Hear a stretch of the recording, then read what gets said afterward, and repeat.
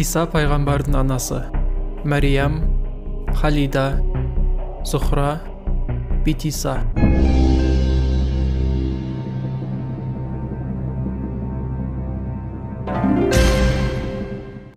Құран кәрімдегі ең үлкен сүре: Фатиха, Бақара, Ясин, Мүлк.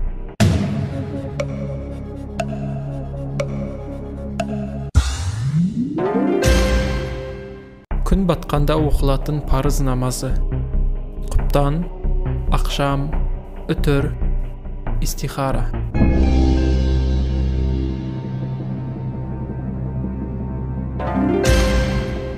Әділетті төрт халифаның бірі: Абдулла, Саид, Әли, Рашид.